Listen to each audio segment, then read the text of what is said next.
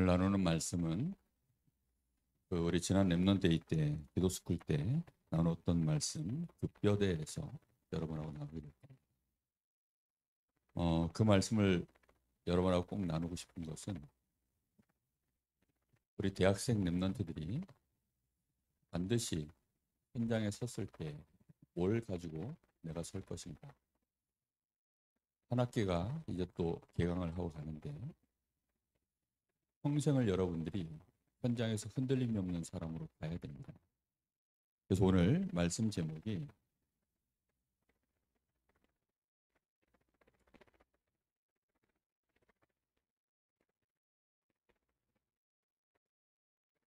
이렇게 되어 있습니다. 지난 화요일 날 그저께죠. 세가족 수련회 때 이 목사님이 1강 때 이런 말씀을 했어요. 회개란 무엇인가? 회개가 무엇인가? 우리가 나에게서 나와 하나님께로 가는 것이 그게 회개다. 이렇게 말씀을 하셨습니다. 여러분들에게 그 말씀이 어떻게 와닿을지 모르겠는데 우리는 이게 필요한 사람들입니다. 왜 이게 필요하냐? 우리 사람은 근본적으로 우리에게는 문제가 있기 때문입니다. 우리가 가지고 있는 이 근본 문제는 여러분 말씀 속에서 자꾸 붙잡고 가야 됩니다. 로마서 1장 18절의 말씀에 보면 우리 속에 뭐가 들어있냐면 불경건이 들어있다고 되어 있어요. 불경건이 무슨 뜻이라 그랬죠? 하나님을 인정하지 않는 것. 하나님을 내 마음속에서 없다고 하는 것. 이게 우리 속에 들어있어요. 이거는 치유되어지는 게 아니에요. 이거는 뽑아서 없어지는 것도 아니에요. 우리 속에 있어요. 근데 하나님을 인정하지 않는 것? 나는 인정하는데요. 그런데 어떤 하나님으로 인정하는 것? 이제 이게 우리 속에 굉장히 심각한 문제로 자리 잡고 있어요. 창세기 3장 사건이 왜 벌어졌냐면 하나님의 말씀 앞에 하나님이란 존재를 인정하면 그 말씀이 헷갈릴 일이 없어요. 그 말씀 앞에 우리가 다른 생각을 품을 이유도. 그런데 마귀의 말을 듣고 하나님처럼 될까봐 라고 하는 그 한마디가 우리 사람을 무너뜨린 거예요. 다시 말하면 우리 속에는 뭐가 들어있냐면 근본적으로 죄를 갖고 있어요. 이것은 하나님 앞에 가지고 있는 죄입니다. 그리고 이것은 누구를 자꾸 우리 인생 속에 불러들이냐면 마귀가 우리의 주인 노릇할 수 있고 우리는 그래서 사는 동안에 우리의 배경이 이 지옥의 배경 속에 묶여 있는 것이 그게 우리 속에 들어있는 근본적인 문제예요. 이 문제가 우리의 삶 속에 항상 들어있기 때문에 내가 이 가운데 그냥 묶여 있으면 우리가 하나님 앞에 나아가 뭘 해도 아무리 대단한 헌금을 하고 헌신을 하고 심지어 나가 전도를 해도 하나님 보실 때는 그게 올바른 것이 될 수가 없어요. 그래서 우리 자신이 하나님 앞에 항상 기억해야 됩니다. 나는 하나님 앞에 아무것도 아닙니다. 나는 하나님 앞에 그냥 하나의 연약한 피조물에 불과합니다. 하나님의 은혜가 없으면, 하나님의 축복이 없으면 나는 아무것도 할 수 없는 사람입니다. 이 고백이 우리를 무기력하게 만드는 것이 아니라 진짜 하나님을 향하여 집중할 수 있도록 만들게 되어 있어요. 우리가 하나님을 향하여 집중하지 못하는 것. 그것이 사실은 죄입니다. 우리가 봐요. 내 옆에 사랑하는 예를 들어 사귀는 사람이 있어요. 아니면 내 와이프가 있어요. 근데 둘이 대화하면서 자꾸만 지나가는 여자 쳐다보고 있으면 돼요, 안 돼요? 여자만 지나가면 거기다 쳐다볼 거예요. 여기서 올 때부터 쭉 시작해서 쳐다보다가 우리 얼굴 쳐다봤더니 이제 화가 난 거죠. 이제 이렇게 되어지면 사실상 그거는 싸우자는 거지. 그리고 무시하는 거지. 근데 우리는 이게 우리 속에 항상 있어요. 하나님을 인정하지 않아요. 왜냐? 우리 속에 죄성이라는 게 뭐냐? 하나님에 대하여 거부하는 거예요. 그리고 마귀에게 자꾸만 우리의 마음과 생각을 내주는 것입니다. 근본적으로 우리는 지옥 가는 게 원래 우리 직업이에요. 이러다 보니까 우리에게는 어떤 문제가 발생했냐면 그 자체가 우리에게 스스로 지혜 있다 하지만 어리석게 되어져서 우리가 하는 짓이 뭐냐? 하나님의 영원한 그 영광을 썩어질 사람의 영광 그리고 짐승의 영광으로 바꾸었다. 그걸 보고 우상이다라고 표현하고 있어요. 이게 전부 로마서 1장에 나오는 얘기예요. 여러분 마음속에 우상이 뭔가 같습니까? 사람이 이 돌멩이 앞에 머리를 숙인 거예요. 이 나무가 높아진 게 아니라 사람이 낮아진 거예요. 이해가 됐어요? 돈이 높아진 게 아닙니다. 돈은 원래 그 자리야, 항상. 이해됩니까? 사람은 항상 그 자리예요. 사람의 가치는 누구도 스스로 올릴 수 없어요. 자기가 올라갔다 착각할 뿐이지. 돈의 가치는 항상 그 자리예요. 그런데 사람들이 뭐 하는 거죠? 돈 앞에 스스로 머리를 숙이는 거죠. 돼지 머리에 머리를 숙이는 거예요. 여러분 사람은 진짜 가치를 알게 되어지면 그럴 수가 없거든요. 그런데 사람들이 얼마나 어리석게 되어졌는지 우상 앞에 절을 하는 거예요. 왜 그렇게 되어졌죠? 먹고 사는 문제. 왜 그렇게 되어졌죠? 자기의 자존심 때문에. 성공하는 일 때문에. 여러분은 대학생 때 잘 모릅니다. 여러분 대학생 시절에는 세상이 얼마나 악한지 몰라요. 사람들은 성공만 할 수 있다면 개, 돼지, 짐승에게도 절을 합니다. 그 마음속에 그 더러움과 그 어리석음이 얼마나 가득 들어있는지 그걸로 인해서 성경에 보면 그래서 하나님이 그러므로 하나님이 이 때문에 하나님이 또한 하나님이 로마서 1장에 보면 이렇게 되어져 있어요.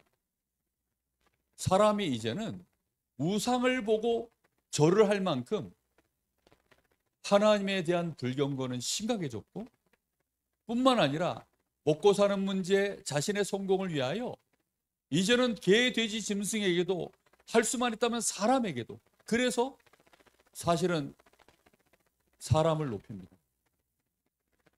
그게 뭐 윤우님 하잖아요. 그게 하느님의 하자 떼고 유자 붙인 거 아니에요. 그죠? 그런 것들이 지금 자꾸 가는 거예요. 사람이 높아져 있어요. 사람이 높아져 있다. 여러분 목회자 여러분이 물론 섬기고 존경해야 됩니다. 근데 여러분이 섬겨주는 것과 달리 목회자가 자기 자신을 높이면 어떻게 되죠? 그러면 이제 여기서 많은 부분들의 문제가 와요. 우리는 사람을 높이는 게 아닙니다. 사람을 보는 것도 아니에요. 왜 자꾸만 중직자들이 신앙생활하다가 시험 드느냐? 교회 다니던 우리 모태신앙인 우리 귀중한 렘넌트들이 왜 자꾸 갈등하느냐? 사람이요 높아진 거예요. 얼마만큼 높아졌냐? 내가 그를 우상처럼 내 신앙이 하나님 앞에 흔들릴 만큼 나는 지금도 우리 교회 안에 몇몇 렘넌트들이 갈등하고 방황하는 거 봐요. 근데 그 핑계가 뭐냐?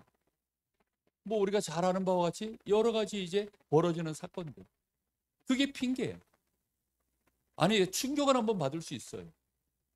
그런데 왜 예배를 못 드리죠? 그런데 왜 하나님 앞에 올바르게 신앙생활을 못하죠? 나는 그 친구가 옛날부터 못했다는 걸 알아. 그런데 이번 기회에 잘 됐다 싶은 거죠. 핑계댈 게 많죠. 우리도 모르는 사이에 우리 속에는 더러움으로 이 때문에 또한 뭐가 들어있느냐? 시기, 살인, 수근수근, 뭐 비방, 하나님의 말씀에 사형에 해당한다라고 하는 것들이 우리 속에 가득 그냥 들어있어요. 그게 우리예요, 우리. 그걸 그대로 가지고 내가 조금 지금 뭘 잘한다 못한다? 그거는 다 눈 가리고 아웅하는 거죠. 그걸 예수님은 뭐라고 표현했냐? 외식이라고. 이게 외식한다라는 것은요, 사람 앞에서만 잘하는 거예요. 사람들 볼 때만 잘하는 거예요. 사람들을 의식하는 거죠. 그런데 혼자 있는 시간은 어떤 거죠? 절대 하나님 앞에 기도가 안 되는 거예요. 하나님이 보여지지를 않는 거예요. 왜요? 사람만 보이는 거죠. 그게 우리 속에 들어있는 근본 불경건이에요. 그 불경건은 우리에게 불의를 끊임없이 생산해내서 결국은 우리가 스스로 망할 수밖에 없도록. 그래서 하나님은 우리에게 복음을 준비하셨어요. 여러분, 이 복음은 성경에 오늘 우리가 말씀 읽을 때 율법 앞에서는 그 누구도 핑계하지 못하고 모든 입이 결국은 입을 다물고 하나님의 심판 아래 들어갈 수밖에 없다. 그걸 인정할 수밖에 없다라고 기록되어져 있어요. 여러분, 맞습니까? 율법이라는 게 뭐예요? 율법이라는 것은 결국은 우리가 행할 기준을 말하는 거예요. 우리가 행하는 기준으로 가지고는 그 어떤 육체도 의로울 수 있는 자가 없다. 우리가 하나님 앞에 인정받을 수 있는 자가 없다. 나의 이 불경건에 대하여 씻음을 받을 수 있는 자가 없다. 내가 이렇게 저주덩어리인 이 멸망덩어리인 이 내가 축복을 받을 길이 없다. 하나님의 축복이 필요합니다. 여러분, 하나님이 나를 축복하실 이유가 있어야 돼요. 지금 강릉이 비가 안 와가지고 아무래도 이제 다음 주경에 들어서면 반수 조치가 오기 시작할 거야. 이틀에 한 번꼴로 이제 물 주고 안 주고 이럴 거야. 이제 이런 상황까지 왔어요. 뭐 75%까지 수압을 줄이고 뭐 하는데 안 돼. 뭐 그러다 보니까 뭐 몇천 톤급? 하여튼 뭐 5천 톤급인가? 뭐 하여튼 뭐 저 독도에 저 울릉도에 있었던 그 배가 안 되겠다 결정을 내려가지고 여기 강릉에 지금 물 퍼다 날라야 되고 배까지 동원되고 전국에서 막 소방차 와가지고 막 계속 물 퍼 넣는데 계속 줄어. 식수로 먹을 수 있는 마지노선이 15%래요. 저수유. 근데 15%에서 이제 13%대로 내려갔어. 다음 주면 이제 10% 밑으로 내려가면 단수 조치를 시행해요. 그랬더니 이제 나오는 얘기가 뭐냐? 인공강우를 내려볼까?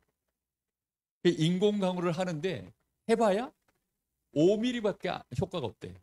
지금 강릉에는 물이 얼마만큼이면 최하 한 500mm는 퍼부어야 돼. 근데 겨우 5mm. 근데 그거 하는데 돈이 얼마 드느냐? 작게 들면 수억. 효과가 없으면 수십억.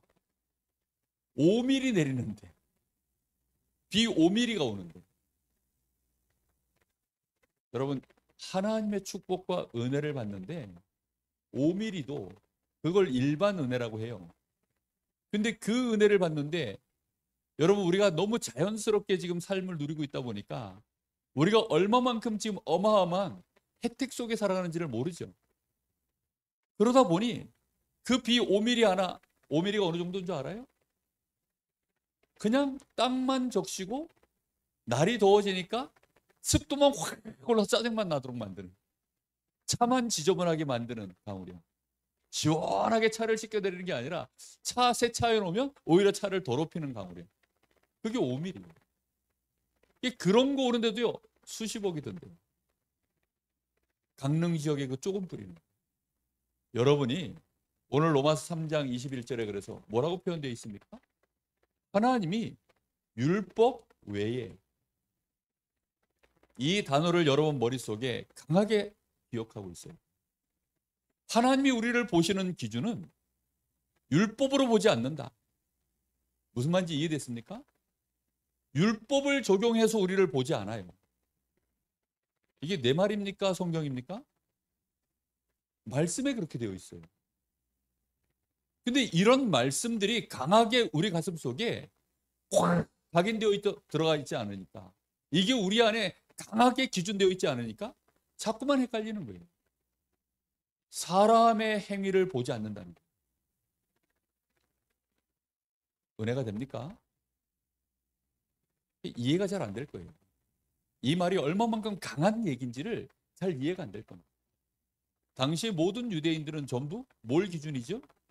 율법입니다. 예수님 십자가에 못 박은 이유도 뭔지 알아요? 율법 앞에서 바리새인들이 볼 때, 유대인들이 볼 때 신성모독이야. 그래서 십자가에 못 박아 버린 거예요. 여러분 마음속에 율법으로 하나님이 나를 따지지 않고, 그래서 하나님은 그러나 이제는 율법 외에 하나님이 하나님의 의, 하나님의 한 의를 우리를 위하여 준비하신 것입니다. 이 의로 되어지는데, 이 의는 우리에게 어떻게, 이 의가 우리에게 언제 역사합니까? 하나님이 우리에게 은혜를 주셔서 우리가 믿을 때 믿음의 법으로 되어진다라고 되어 있어요. 여러분 예수 믿습니까? 예수가 그리스도이심을 믿습니까? 예수를 왜 믿습니까? 나의 죄를 속량하신 분. 나에게는 여전히 죄가 있어요. 율법의 기준으로 하면 여러분은 율법을 알면 알수록 죄가 있습니다. 목사인 나는요, 죄가 더 많은 사람이에요. 목사인 나는 죄가 더 많아요. 새벽 예배 안 나오면 목사는 죄야. 지난 주일 늦잠 자가지고 새벽 예배를 못 갔어요. 눈 떠보니까 5시 반이다. 그래서 우리 부목사가 새벽 예배를 대신 섰는데, 그것도 죄야. 물론 여러분은 죄가 아니죠. 새벽 예배 안 갔으니까. 그럼 목사님, 나는 왜 죄라고 합니까? 그게 각자의 신앙의 믿음 안에서 세워져 있는 기준들이 있어요. 어떤 사람은 우상에게 드려진 제물 먹으면 그걸 죄라고 생각하는 사람이 있어요. 어떤 사람은 그거 먹어도 죄가 아니라고 생각하는 사람이 있어요. 각자가 다 달라요. 그럼 여러분은 어디까지 죄라고 생각합니까? 율법을 알면 알수록, 삶의 축복을 받아서 규모가 세워지면 세워질수록 그게 우리에게 전부 죄의 기준이 됩니다.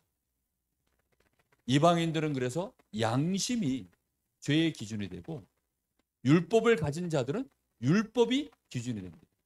여러분이 훈련 많이 받을수록, 그래서 아는 지식이 높아질수록 죄가 많아져요. 죄가 많아졌기 때문에 그 많은 죄를 다 그리스도께서 어떻게 하셨어요? 속량하셨죠. 속량했다는 말은 뭐죠? 다 갚으셨다는 거예요. 그래서 죄가 많은 곳에 모두 넘친다고요? 은혜도 넘치는 거예요. 목사님은 그래서 은혜를 엄청 많이 받은 사람. 여러분보다 훨씬 더 많이 받았어요. 아니, 더 여러분들도 똑같이 받았는데 나는 더 많이 받았다라고 아는 사람. 여러분, 우리는 죄가 없어지질 않아요.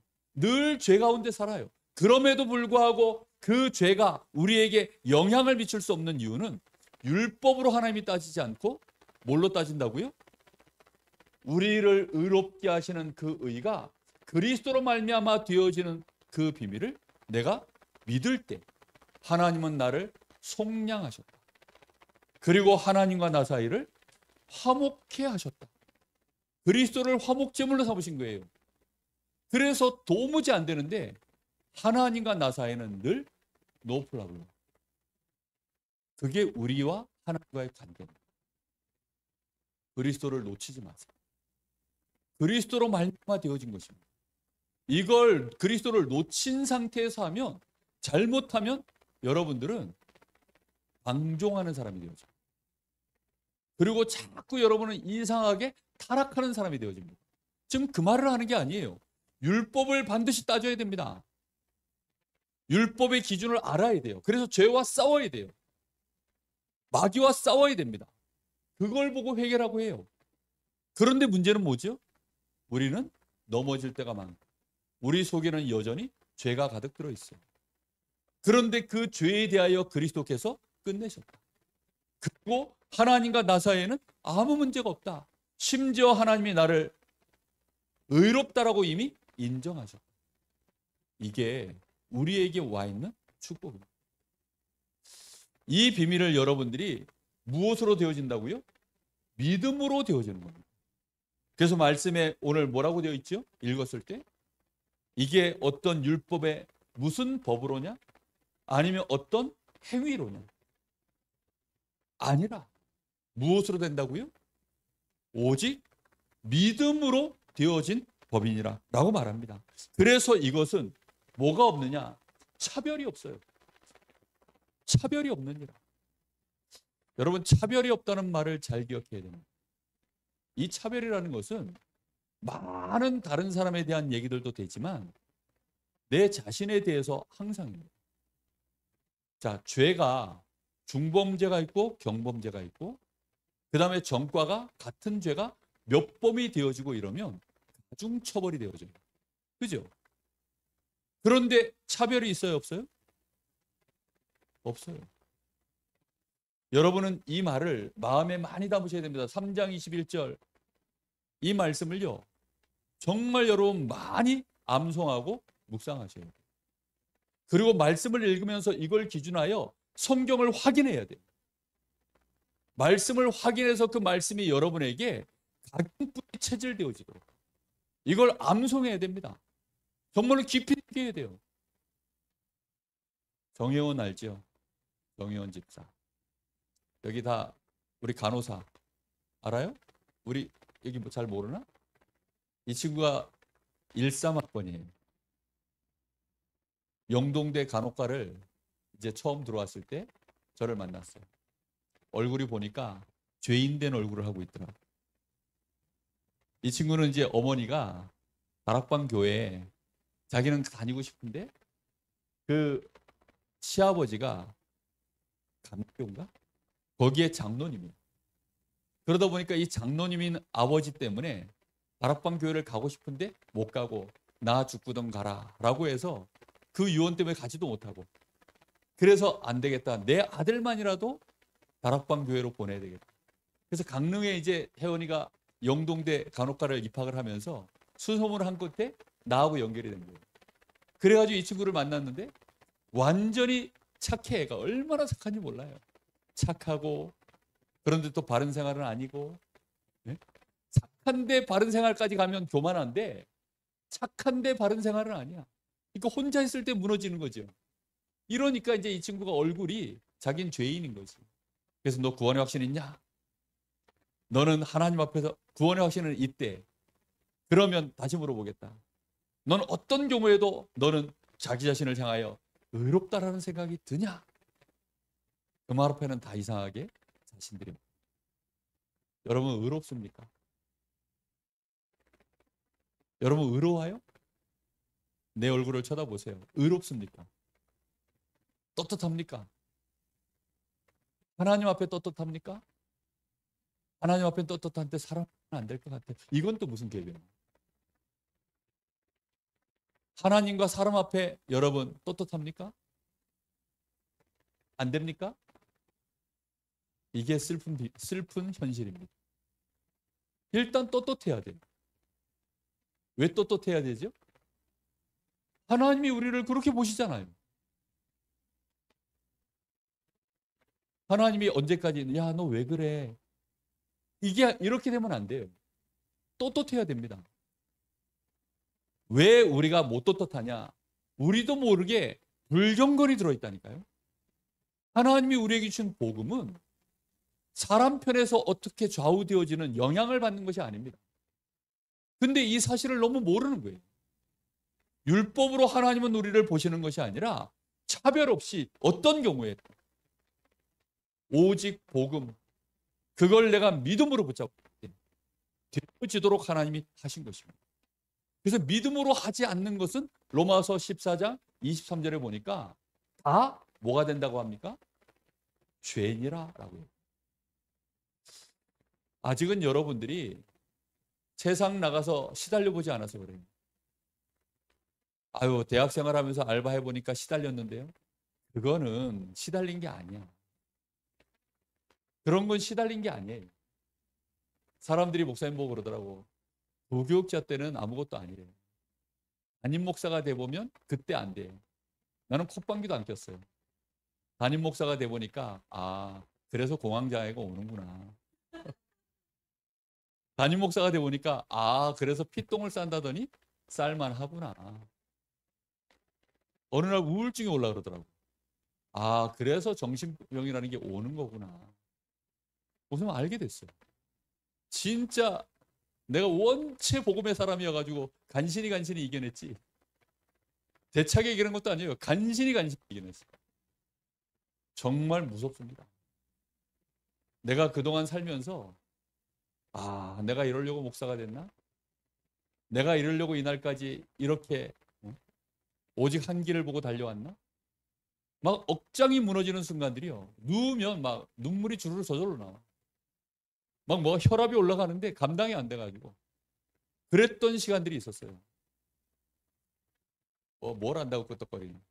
응? 잘 모릅니다. 여러분 정말 세상 나가보세요. 얼마나 이 속에 이거 다 쓰면 정말 이 속에 우리 사람 속에 더러운 거 얼마나 가득한지 몰라요. 정말 말도 안 되는 더러움들이 이 안에 가득 들어 있습니다. 그걸 가지고 우리가 율법의 요구를 이룬다? 불가능해요. 그래서 하나님은 우리에게 율법 외에 오직 그리스도로 말미암아 되어지는 하나님의 의, 그걸 우리에게 준비하시고 그걸 우리에게 은혜로 주셔서 그걸 믿을 수 있게 하시고 우리가 그걸 붙잡는 순간 우리의 모든 죄악이 속량을 받고 우리는 여전히 죄가 있다니까요. 이게 이해가 안 되는 거예요. 이해가 안 되는 사람은 오늘 가서 아니면 내일이라도 가서 은행에 아니면 카드 여러분 혹시 가지고 있으면 카드 빚을 내든지 아니면 은행 빚을 내든지 아니면 사채를 쓰든지 여러분 장기 이렇게 잡혀가지고 그 사채를 쓰든지 해서 안 갚고 있어봐요. 그때마다 이제 이 여러분 빚 갚으라고 독촉을 당해서 시달려 봐야 이게 무섭다는 거 알아요. 그런데 어느 날 목사님이 그 사실을 알고 여러분에게 1,000만 원 빚을 갚아줍니다. 어느 날 갑자기 그 나한테 빚쟁이가 안 오는 거예요. 그 무섭던 조폭들이 돈 받겠다고 안 쫓아오는 거예요. 왜 안 쫓아와요? 빚은 그대로 있는데 나는 안 갚았으니 빚은 그대로 있어요. 근데 그 빚을 누가 갚아준 거예요? 훌륭하신 서원석 목사가 갚아준 거예요. 그러니까 그때부터 빚쟁이들이 안 오는 겁니다. 그리스도께서 우리의 죄를 십자가에서 속량하셨다. 이 말이 여러분 마음속에요. 정말로 믿어져야 돼요. 그래야 여러분들은요 의로 빠져요. 여러분에게 와 있는 그 의가 무엇인지요 진짜 깨달아집니다. 이 어마어마한 은혜가 우리 안에 들어와 있어요. 그때부터 사단의 권세가 꺾입니다. 그때부터 진짜 내가 하나님의 나라의 이 배경이 어떠함을 알고 참 자유를 누립니다.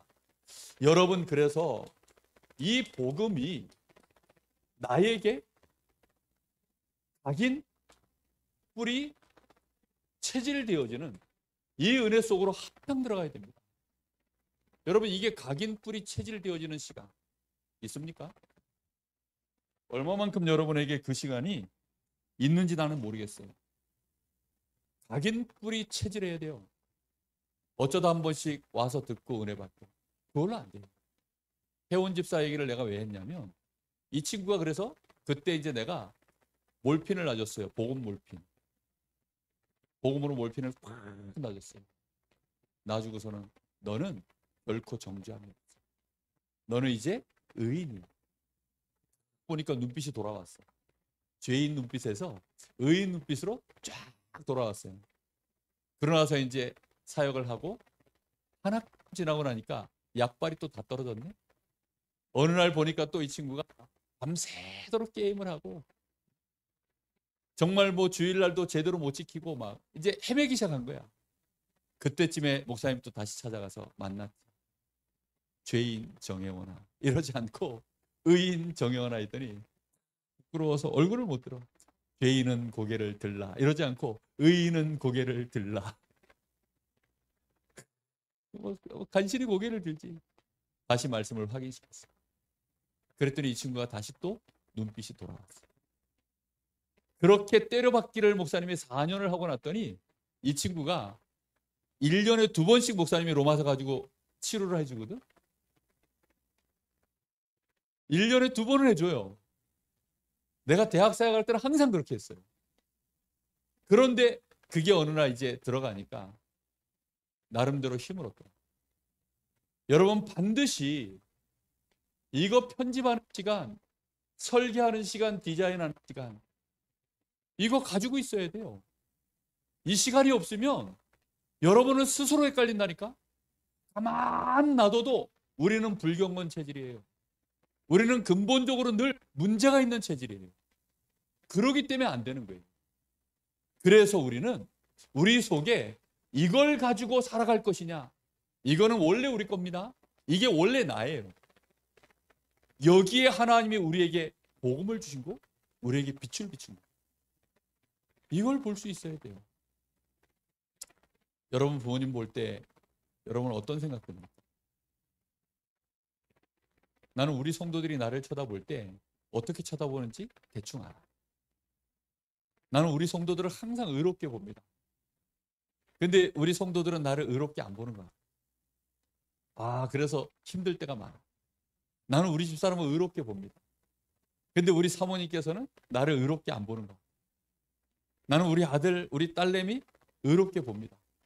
근데 얘네들이 자기 스스로 의롭게 안 보는 거야. 그런 거 볼 때 참 안타까울 때가 많아. 나는 나에 대하여 항상 의롭게 봅니다. 그게 아니면 못 서 있어요. 왜 기도가 안 됩니까? 내가 의롭지 않아서 그래. 하나님 옆에 서는 것이요, 죄를 갖고 있으면 두려워서 동산에서 하나님의 거니시는 소리를 들을 때 피하여 숨는 것이 우리의 본성이에요. 그렇기 때문에 기도가 안 되는 겁니다. 여러분이 이 시간을 항상 가져야 됩니다. 그래서 이 복음을 받은 나는 어떤 사람이냐?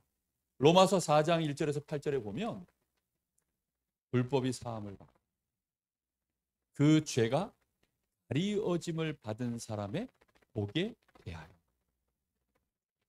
우리가 불법 하면 그게 뭐지요? 그게 죄입니다. 근데 이게 어떻게 됐다고요? 사함을 받고 이 죄가 가리어졌어요. 근데 그걸 뭐라고 표현했죠? 복이라고 표현했어요. 이걸 다른 말로 은혜라고 합니다. 경건하지 않은 자, 죄를 지은 자, 이 사람이 아무것도 일하지 않고 삭슬 받으면 그것은 은혜냐 보수냐? 은혜죠. 그죠? 그게 로마서 4장 1절에서부터 8절에 나오는 말씀. 근데 그 얘기를 할 때 누굴 갖다 들이댔냐면 아브라함과 다윗을 들이댔어요. 아브라함은 유대인들이 볼 때 가장 거룩하고 경건한 모델이에요. 다윗 어마어마하게 존경하는 인물입니다. 근데 그 두 사람이 고백하기를 뭐라고 고백했어요? 다윗이 한 고백입니다. 불법이 사함을 받고 죄가 가리어짐을 받은 사람. 그런 사람에 대하여, 그런 사람의 복에 대하여 말하기를. 이게 복입니다. 여러분 복 받았습니까? 다른 복이 아니라 이게 복이에요. 여러분 이런 복을, 이런 은혜를 우리가 소유했어요. 여러분 이 은혜를 가지고 어떻게 가야 되느냐? 이런 은혜를 우리가 받았는데 우리는 여전히 이 은혜를 받을 때, 이 복을 받을 때 우리는 5장 6절에 보니까 율법의 요구에 대해서는 전혀 이룰 수 없는 연약한 삶. 우리는 8장에 보면 아직 죄인 되었을 때, 하나님과 우리 사이는 원수가 되었을 때, 하나님께서는 기약대로 이미 약속하신 그대로 그리스도를 십자가에 못 박혀 죽게 하심으로 하나님께서 우리에 대한 하나님의 사랑을 확증해 보이시고, 그리고 하나님과 우리 사이를 화목해 만드셨다. 그게 하나님이 우리에게 주신 복음이에요. 내가 복음을 받았으면 이제 하나님과 나 사이에는 그래서 어떤 일이 벌어졌어요? 나는 더 이상 이제 죄인이 아니라 하나님의 사랑을 받는다. 그 하나님의 그 사랑하심이 나에게 있는 거예요. 이 사랑은 어떤 성경 원어를 보면 헬라어로 아가페라고 기록되어 있어요. 아가페는 무슨 사랑입니까? 조건 없는 사랑. 우리는 조건이 안 맞으면 해도 너무한다 그러잖아요. 그죠? 해도 너무한다는 소리는 전부 조건을 넘어섰을 때예요. 내가 예를 드는데 정말 여러분한테 지금 뭐 그런 예를 어마무시한 예를 다 들 수는 없어요. 근데 해도 너무한 예를 들어서 그래도 나는 의인이냐라고 물으면 아니라 그럴 거예요. 대학 리더 훈련 갔더니 방학이 되어지면 이제 대학에서 리더 훈련 합니다. 우리 강원지부 학생들은 잘 참여를 안 하는데 대학 리더 훈련을 합니다. 나에게 특강을 해달라 그래서 그때도 이 말씀을 가지고 했어요. 못 들었냐? 영적 문제가 도져서 하나님의 자녀가 영적인 문제가 도져가지고 하나님의 자녀, 그리스도를 알고 있는 하나님의 자녀가, 구원받은 하나님의 자녀가 영적인 문제가 도져서 남의 집을 넘어가서 그 집에서 강간, 살인하고 이제 그 집을 넘어서 담벼락 넘어오다가 미처 회개도 할 사이 없이 똥차에 치여가지고 죽었다. 천국 갔겠냐? 지옥 갔겠냐? 천국 갔다고 손들어라. 천국 갔다고 한 사람 손들어라. 했더니 한 150명씩 모였는데 한 분도 안 드시고, 지옥 갔다고 생각하는 사람 손들어라 했더니 앞에 있는 두 친구가 이렇게 들더라. 여러분 생각은 어떻습니까? 그 정도면 지옥 아닌가요? 아니 뭐 지옥은 둘째치고 의롭습니까? 헷갈리죠. 다시 얘기합니다. 그리스도를 분명히 영접했고 그래서 하나님의 자녀가 되었어요. 근데 영적 문제가 도져가지고 그래서 그 짓을 저지른 거예요. 천국 갔습니까? 지옥 갔습니까? 의롭습니까? 정말입니까?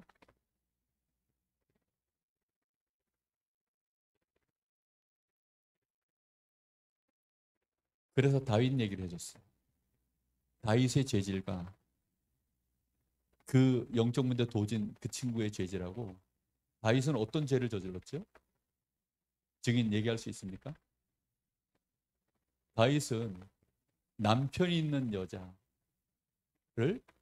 강간을 했어요. 그런데 하필이면 임신을 했어요. 그 우리아예요. 우리아의 아내 밧세바. 그래서 왕이 한 여자를 임신을 시켜놨어요. 그것도 남의 여자를. 그러니 어떻게 했어요? 빨리 불렀죠. 그리고는 빨리 가서 네 아내와 하룻밤을 자라는 거지. 근데 이 우리아는 충직한 군인이라 그럴 수 없습니다. 그래서 안 잤어요. 끝까지 안 자고 다시 전방부대로 갔어요. 그래서 다윗이 어떻게 했냐? 안 되겠다. 완전 범죄를 하기 위하여 이 남편을 없애버려야 되겠다. 그래서 이 우리아에게 편지를 하나 써줍니다. 전방에 있는 지휘관에게 편지를 써줘요. 지금 이 편지 들고 가는 애 가장 성벽에 가까이 배치를 시켜서 위에서 돌멩이 던지거나 화살 쏘면 바로 맞아 죽든지 화살에 맞아 죽든지 그렇게 배치를 시켜라. 실제로서 죽었어요. 그래서 이제 완전 범죄처럼 없어졌어요. 어느 날 나단 선지자가 오고. 그래서 이 다윗의 죄가 드러났다. 다윗이 용서받았어요, 안 받았어요? 다윗은 구원 받았어요, 못 받았어요? 누구 죄질이 더 세요?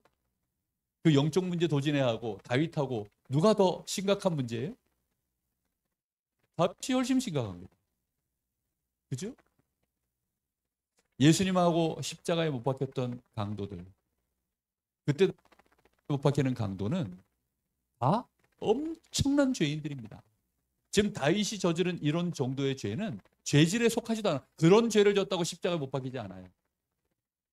근데 그런 죄인이 예수님께 나를 불쌍히 여기십시오, 나를 기억해 주십시오, 그 말 한마디에 예수님 뭐라 그랬어요?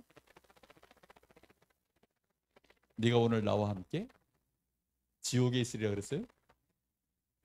낙원에 있으리라 그랬어요. 혹시 여러분은 그런 죄를 숨겨놓은 거 있어요? 그럼 얼굴 좀 펴. 정말 여러분, 우리는 조건 없는 하나님의 사랑을, 조건을 걸지 않아요, 하나님이. 그래서 그 사랑 가운데 우리는 있는 사람입니다. 자, 이 사랑은 우리에게 와 있어요. 그래서 여러분들이 6장 10절에서 11절에 보면 너희는 죄에 대하여 죽은 자로 여길지어 우리는 죄에 대하여 어떤 사람이라고요? 죽은 자로 여길지어다. 우리 안에는 여전히 죄가 있어요. 근데 그 죄에 대하여 내가 어떻다는 거예요? 내가 죄에 대하여 죽은 자로 여길지어다. 하나님께 대하여는 살아있는 자로 여길지어다. 정말 이거는 내가 죄가 있다 없다 이런 얘기를 하는 게 아니에요. 지금 내가 지금 율법을 조금 더 지켜냈다 못 지켜냈다 이런 얘기를 하는 거 아니에요. 나와는 상관없이 이미 나는 죄에 대하여 이 죄가 전혀 나에게 힘을 쓸 수 없는 상태가 되어져 있다는 뜻이에요.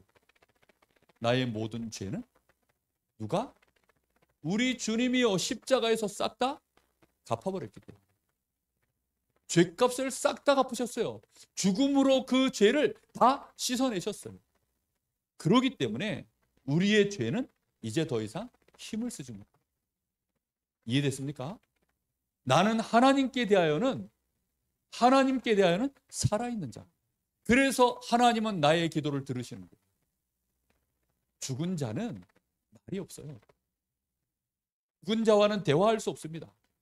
하나님과 나 사이에는 관계가 맺어졌다는 겁니다. 뿐만 아니라 6장 14절에는 그래서 우리는 더 이상 이제 법 아래 있는 자가 아니다. 율법이 그래서 우리를 주장하지 못합니다. 우리는 이제 어디 아래 있는 자냐? 은혜 아래 있는 자들이다. 알겠습니까?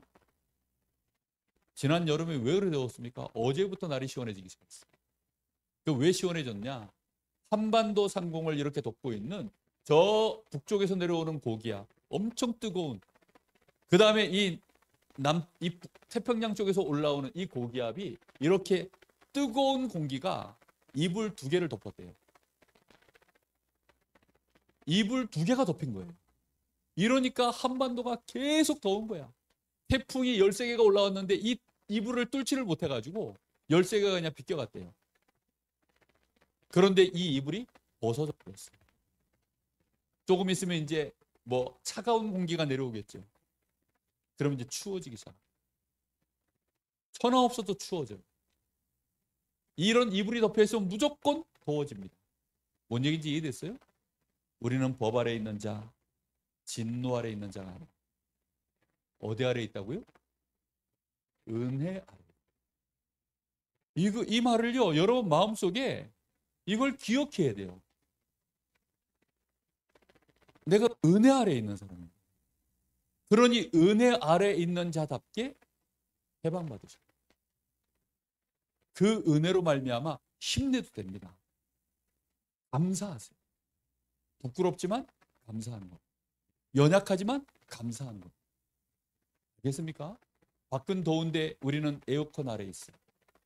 그러니까 재채기가 날 만큼 추운 겁니다. 이해됐어요? 이게 자꾸 우리는 나 중심으로 묶여 있어가지고 헷갈리는 거예요. 나는 이런 존재가 맞아요. 그런데 우리는 복음을 받았기 때문에 더 이상 그런 자들이 아닌 겁니다. 하나님의 은혜 아래 있는 자. 그래서 잘해야 되는 게 뭐냐면, 그래서 이걸 잘해야 돼요. 편집, 설계, 디자인. 우리의 생각이 굉장히 중요한 거예요. 이게 하나하나 다 떼서 설명을 해야 되는 부분들인데 짧은 시간에 얘기하니까 여러분 말씀을 확인해 보세요. 로마서 8장 1절부터 시작해서 8절 말씀에 보면 그리스도 예수 안에 이제 결코 정죄하며 이는 그리스도 예수 안에 있는 생명의 성령의 법이 너희를 죄와 사망에서 해방하였습니다. 우리는 율법의 요구, 우리가 연약하여서 율법의 요구를 우리가 이룰 수 없다. 율법의 요구를 우리는 이룰 수가 없어요. 그러나 누구는 하신다고요? 하나님은 하실 수 있다.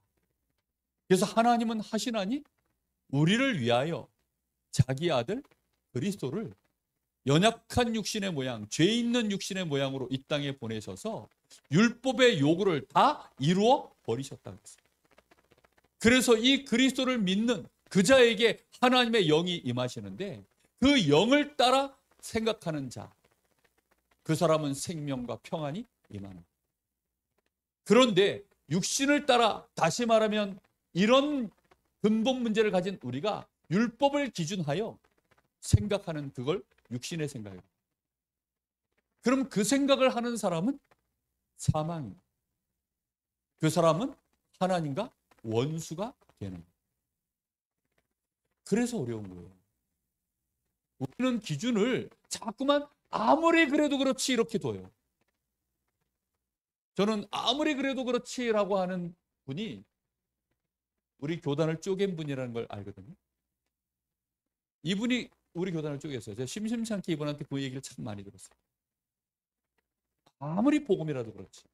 그 얘기를 몇 번을 들은지 모릅니다. 근데 그 얘기를 하실 때 뭐라고 얘기했냐. 엄청나게 누가 뭐 심각한 범죄를 저질러가지고 아무리 복음을 하지 그런 인간을 어떻게 우리가 상종하겠냐. 그렇게 얘기한 게 아니에요. 자기 교인이 옆 교회로 이사를 갔는데 그 옆 교회로 이사한 교인이 우리 그 교회에서 랩넌트 대회를 하는데 여기 와서 대표기도 했다. 나랑 몇 사람을 불러가지고 아무리 복음이라도 그렇지 그렇게 할 수 있겠냐. 그렇게 따지죠. 정말 여러분 우리의 생각이요 복음하고는 전혀 연결되어 있지 않는 이 생각 가지고 있으면 망합니다.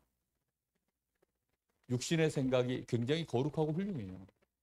우리가 육신으로 하나님 앞에 잘해보려고 하는 게 나쁜 거예요? 좋은 거예요? 좋은 거죠. 아니 우리가 하나님 앞에 헌금하고 예배드리고 전도하고 좋아요? 나빠요? 당연히 엄청나게 훌륭한 겁니다. 그런데 그걸 기준하여서는 뭐가 없다고요? 의로워질 수가 없다고. 그걸로는 진노를 피할 수 없다고요. 내가 전도 열심히 했더니 내가 헌금 열심히 했더니 진노를 피한다고요? 아니요. 교회를 몇 개를 지어도요 그 자녀들에게는 하나님의 축복이 임하느냐? 아닙니다. 그 자녀도 그런 내가 그렇게까지 일생을 내가 순교까지 했어도 내 자녀가 하나님의 진노를 피하는 길은 뭐밖에 없어요? 율법 외에 하나님의 한 의, 그리스도를 믿는 믿음 외에는 길이 없어요. 이해됐습니까? 길이 없다니까요. 분명히 약간 경량을 받을 수는 있어요. 솔로몬을 보니까 그렇더라고. 네 아비 다윗 때문에 내가 네 당대에는 내가 그래 안 해. 그렇지만 결국은 내려갑니다. 생각을 잘해야 됩니다. 자, 여러분들이 이 생각을 얼마만큼 잘해야 되느냐? 착각에서 빨리 벗어나오면 유대인들은 올바른 지식을 갖고 열심을 내야 되는데 올바른 지식을 알지 못하는 상태에서 10장 1절에서 4절입니다. 알지 못하는 상태에서 열심을 내었기 때문에 그래서 망했어요. 참 안타깝죠. 아니 일생을 뭐 율법을 지킨 겁니다. 우상 숭배 같은 거 안 하고 정말로 하나님 앞에 헌금하고 뭐 성전 건축하고 11조 드리고 구제하고 나름대로 자기들이 할 수 있는 거 다 했어요. 그런데 망했어요. 여러분들은 하나님이 얼마만큼 우리를 긍휼을 베푸시는 일을 포기하지 않으시냐. 11장 32절에서 36절. 자, 그 말씀은 여러분이 읽어도 이해하기 어려운 말이기 때문에 가서 한번 빨리 찾아봅시다.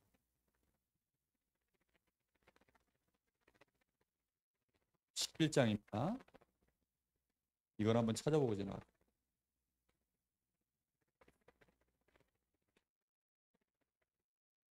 자, 32절입니다. 하나님이 모든 사람을 순종하지 아니하는 가운데 가두어 두심은 모든 사람에게 긍휼을 베풀려 하십니다. 자, 하나님께서 모든 사람을 불순종 가운데 가두어 두셨다라고 표현해요. 이게 한글 성경으로 번역해 놓은 거는 하나님이 사람들을 불순종 가운데 가둬 놓으셨구나. 이렇게 이해가 돼요. 마치 감옥 안에다가 사람들을 가둬놓은 것처럼, 불순종이라고 하는 테두리 안에 하나님이 강제로 가둬놓으신 것처럼 그렇게 해석이 되어져 있어요. 이게 근데 그런 뜻이 아닙니다. 하나님께서 불순종이라고 하는 그 안에 하나님께서 가둬두셨다는 말은 하나님이 긍휼을 베풀기 위하여 지금 다스리는 그 범주를 벗어날 수 없도록 하나님이 그 불순종의 상태를 허용하셔서 인도해 나가신다는 뜻이에요. 이해됐습니까? 우리가 그래서 불순종을 하고 있으면, 예를 들어서 나 같은 건 안 돼. 부모님들이 특히 이제 조급한 게 뭐냐면, 우리 자녀가 예배를 좀 잘 드리고 올바르게 좀 신앙이 컸으면 좋겠는데 부모님들이 조급해지잖아요. 목회자들이 조급해지는 이유, 성도들을 향하여 이게 막 불순종하고 있으니까, 저거 어떻게 하면 좋지? 저대로 가면 망할 것 같은데. 그런데 그것을 하나님이 어떻게 한다고요? 다스리시면서 컨트롤을 하시는 겁니다. 그래서는 결국은 뭘 받도록? 하나님의 이 긍휼하심을 입도록 하나님이 그렇게 하신다는 것입니다. 그래서 우리는 불순종하고 있을지라도 뭐 하지 말아야 됩니까? 정죄하거나 조급해하거나 염려하지 않아도 되는 것은, 결국은 그에게 하나님의 이 긍휼이 여기심이 임하여서 우리는 결국은 승리하게 되어져 있다는 것입니다. 그게 복음 가진 나예요.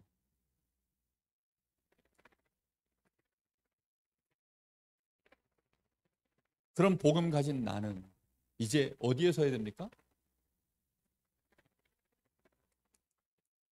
현장에 서야죠.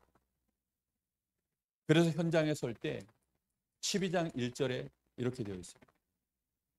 여기까지가 이제 11장까지 복음에 대한, 하나님이 주신 복음과 그 복음을 받은 나에 대한 설명이에요. 10장까지. 그럼 이제 12장 1절부터 첫 마디가 뭐냐면, 읽어볼까요? 뭐라고 되어 있죠? 그러므로 형제들아, 내가 하나님의 모든 자비하심으로 너희를 원하노니 너희 몸을 하나님이 기뻐하는 거룩한 산 제물로 드리라. 이는 너희가 드릴 뭐라고요? 영적 예배입니다. 너희 몸을 거룩한 산 제물로 드리라는 것입니다. 하나님이 기뻐하시는 거룩한 산 제물로 드리래요. 누구를요? 내 몸을요. 내 몸이라는 뜻은 뭘까요? 내가 살고 있는 나의 삶의 한복판. 우리 주님께서 산 제물로 이 땅에 직접 오셨던 것처럼 너희도 이제 가서 뭐 하라는 거죠? 가서 산 제물이 되라는. 누구 앞에서 그렇게 하라는 거죠? 아직 연약한 자, 죄인 앞에서, 나의 원수된 자 앞에서, 너무너무 연약하고 완전히 누가 봐도 죄인, 나하고 관계는 아예 원수된 자, 거기에 가서 나를 뭐 하라는 거예요? 거기에 가서 산제물로 드리라는 거예요. 12장부터 뒤에 쭉 읽어보면 계속 그 얘기야. 여기까지는 할렐루야 띄용한데 이제 여기서부터가 심각한 문제예요. 여기까지는 막 할렐루야 띄용하라니까 진짜. 근데 이제부터 너희 몸을 하나님이 기뻐하시는 거룩한 산제물로. 그래서 하나님의 선하시고 기뻐하시고 온전하신 뜻이 무엇인지 분별해라. 그게 1절, 2절의 말씀입니다.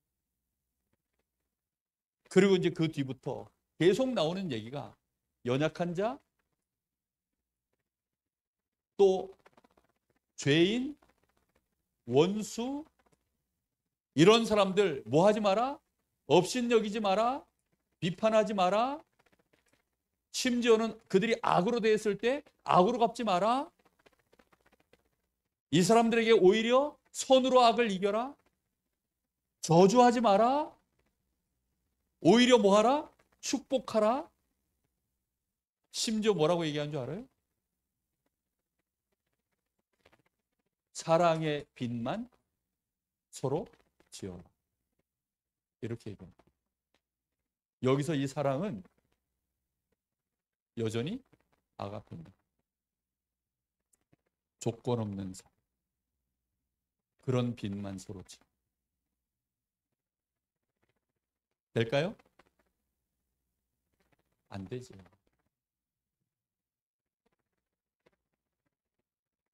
지갑 내가 우리 받아가지고 딱 넣어가지고 그냥 강릉으로 떴어요. 그럼 미연이가 무슨 생각할까요? 목사님 왜 내 지갑을 가져갔어? 돌려주시겠지. 근데 내가 언제 하고서 이제 계속 이런 식으로 나오고 얘 지갑 속에 있는 카드 내가 막 쓰기 시작하면 얘가 무슨 생각할까요? 아무리 우리 아빠하고 절친이지만 걔도 너무하시네. 이제 그러겠죠. 사랑이 식고 증오가 넘쳐나는,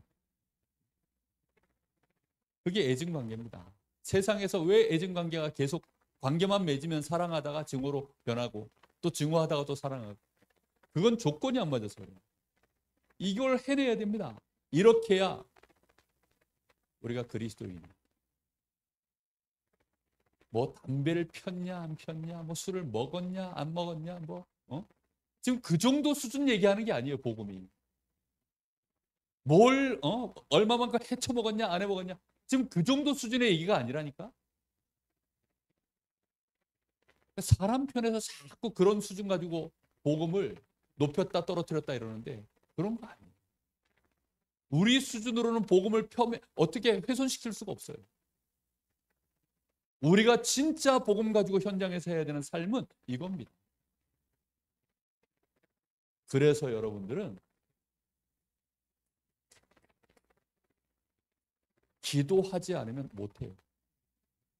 내 힘으로는 아예 불가능해. 내 수준으로는 아예 상상이 안 돼. 그거 어떻게 해요? 아니 막 공황장애가 올 것 같은데, 세상에 내가 강단에 섰는데 주일날 한참 심할 때 이쪽 편에 나를 힘들게 하는 분들이 주로 앉아 있어요. 근데 서가지고 설교를 하는데 그쪽을 쳐다볼 수가 없는 거예요. 이쪽을 쳐다보질 않고 설교를 했다니까. 스크린은 하필이면 저 정도 사이즈에 딱 달려 있었어요. 여기서 눈에서 왼쪽에. 그러니까 이렇게 정확하게 저걸 안 쳐다보면 여기가 보여.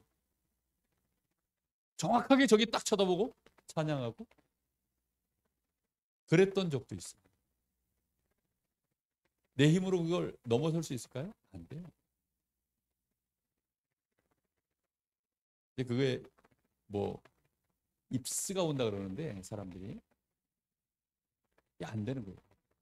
타이핑을 멀쩡히 치다가 갑자기 R을 치려 그러면 그 R가 손가락이 안 움직이는 거예요. 그게 이제 입스가 오는 거예요.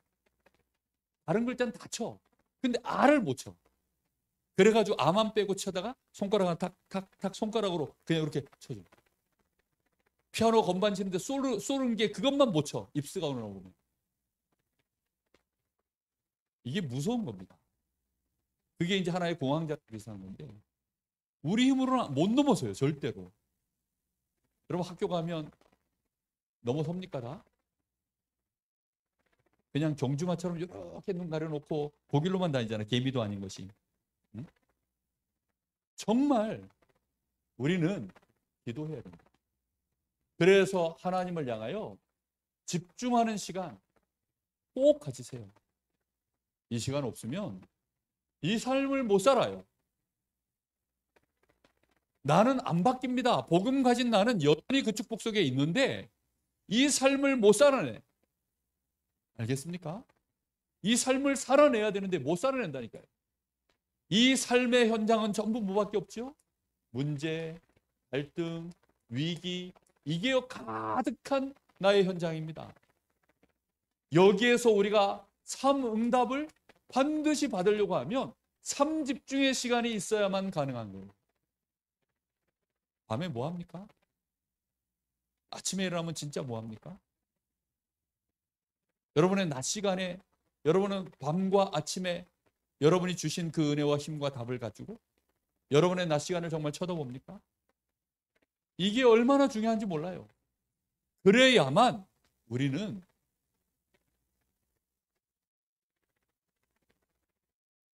우리 대학 랩런트들은 서밋으로 서는 거예요. 서밋으로 서야 돼요. 영적 서밋. 기능 서밋, 문화 서밋. 기능 서밋, 문화 서밋은 놔둬요. 영적 서밋 꼭 되세요. 그러면 여러분이 살리는 사람 돼 있을 거예요. 여기 살리고 축복하고. 요즘 나한테 새로운 그 하나님의 은사를 하나 발견하게. 그게 뭐냐면 손 얹고 병 고치는 기도하는.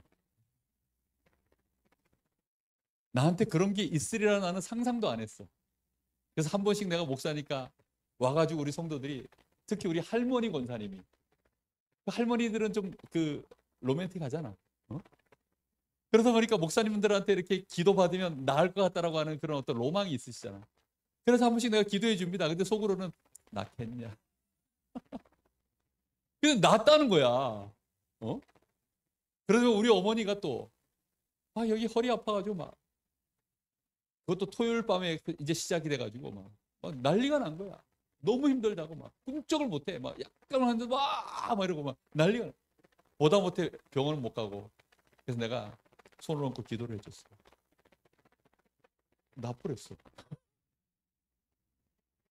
내가 그래가지고 나 이 정도면 이거 은사 아니야? 병 고치는 은사가 나한테 있는 것 같은데. 그래서 내가 가만히 돌이켜 생각해보니까 꽤 많더라고. 지금 돌이켜. 심지어 암 환자도 한 번 나왔어요. 있네 내가. 그 다음에 귀신 쫓아내는 건 진짜 있어. 이게 전부 나한테 와 있는 은사. 근데 그게 위로부터 오는 힘이에요. 여러분에게 뭐가 와 있을지 몰라. 영적 서밋 되어지면 기능의 은사가 와요. 만약에 우리 교회에 내가 손만 얹으면 다 난다 이러면 이제 우리 교회는 끝나는 거예요. 네. 무당한테 가던 모든 사람 나한테 나올 거야 아마. 엘리야 같다 합니다 하면서 이제 오겠지. 분명히 여러분 서밋 돼야 됩니다. 영적 서밋 꼭 되시고 기능 서밋 꼭 되세요. 알겠습니까? 그 은사로 말미암아 달란트, 여러분에게 은사가 나타납니다. 요셉은 꿈, 그죠? 그런 은사들이 실제로 나와요. 서밋 때서요. 여러분의 현장 이제 개강해서 이 현장으로 들어가서 살려내세요. 그걸 위하여 삼집중하시고. 알겠습니까? 살려내는 사람들 되기를 기도합니다. 하나님 아버지 감사드립니다. 이 귀중한 대학 랩런트들이 하나님이 주시는 이 놀라운 복음, 그 안에서 우리에게 베푸신 하나님의 복, 그 은혜, 그 은사, 그걸로 충만해지도록 매일매일 편집, 설계, 디자인하는 시간, 우리의 각인, 뿌리, 체질을 만드는 시간, 하나님 이 귀한 랩런트들에게 지혜를 주셔서 그것이 우리에게 가장 1순위가 되어지는 제한된 집중 속으로 들어갈 수 있는 축복을 주시기를 간절히 소원합니다. 이 속에서 이 귀한 랩런트들이 영적 썸이 꼭 응답을 누리게 하시고 많은 사람들을 살려낼 수 있는 기능의 썸이, 더 나아가 시대를 바꿀 수 있는 문화의 썸이 응답되어지게 하옵소서. 예수님의 이름으로 기도합니다. 아멘.